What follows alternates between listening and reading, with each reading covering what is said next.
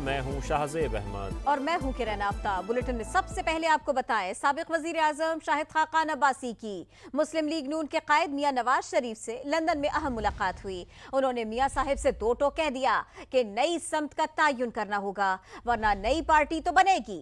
समा से गुफ्तगू करते हुए बताया कि 40 साल से सियासत में शामिल नवाज शरीफ को अब देखना होगा कि मुस्तकबिल में उनका क्या रोल है। नून लीग इलेक्शन जीतती है तो वजारत उस्मा का उम्मीदवार कौन होगा ये पार्टी फैसला करेगी।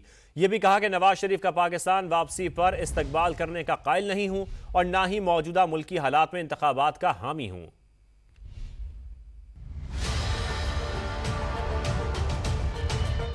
नवाज शरीफ साहब वापस जा रहे हैं तो क्या आप इस्तकबाल करेंगे उनका? आपके हल्के के लोग जाएंगे? मैंने पहले कहा है हल्के के लोग बिल्कुल जाएंगे, लेकिन मैंने ये कहा है कि मैं इस्तकबाल का कायल नहीं हूँ। मैंने कहा मैं इंतखाबात का भी कायल नहीं हूँ। जो आज मुल्क के हालात हैं इसके अंदर इंतखाबात आपको कुछ नहीं देंगे। आज सबसे पहले हम सब की जिम्मेदारी है और सबसे बड़ी जिम्मेदारी मैं समझता हूँ मियां नवाज शरीफ की है, जो पाकिस्तान के पिछले 40 साल से पाकिस्तान की सियासत में है। वो आगे के रास्ते का तयन करके सबको कायल करें कि इस रास्ते पर आओ। और आज जो हमारी बातचीत हुई है ज्यादा इसी बात पर हुई है, आगे का रास्ता क्या है और उसमें मियां साहब का क्या रोल होगा। सियासत में जब एक जनरेशनल चेंज आ जाए, हम मियां नवाज शरीफ के साथी हैं। जब वो पार्टी के लीडर ना हो या एक्टिव ना हो तो फिर कम से कम मेरे लिए किसी और के साथ काम करना मुश्किल हो जाता है। जो अपनी राय है मेरे मुल्क की सियासत के बारे में उनको आगाह करना था तो मैंने वो कर दिया। उन्होंने भी खुलकर बात की है, मैंने भी खुलकर बात की। मैंने ये कहा है कि नई पार्टी की जरूरत भी है और ये बनेगी भी, क्योंकि हर जमात इक़्तिदार में पिछले 3 साल में रह चुकी है और वो मुल्क के मामलात हल नहीं कर सकते।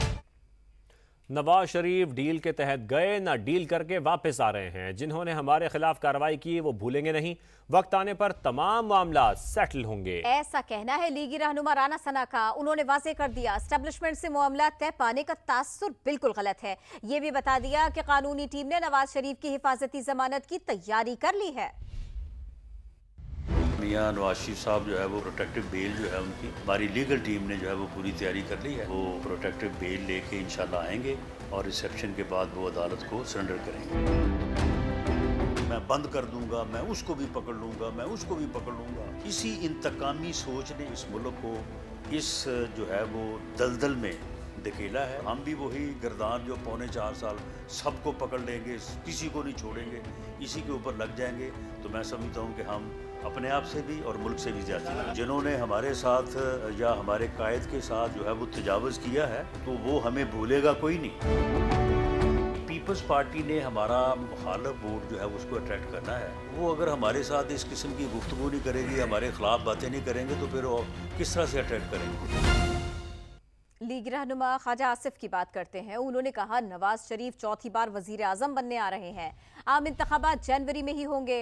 ये भी कहा कि फैजाबाद में धरना दिलवाने वाले ही उसके जामिन भी थे। जनरल फैज ने खुद जामिन बनने की तजवीज दी थी।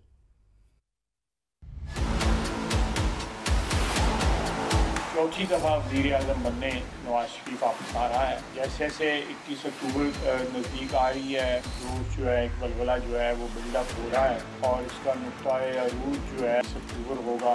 यहाँ पे कोई गैर यकीनी सूरत हाल नहीं है जब तक उसको क्रिएट ना किया जाए। मियां साहब वापस आएंगे। इंतखाबात जो है 25 और 28 जनवरी की तारीख भी सामने आ चुकी है।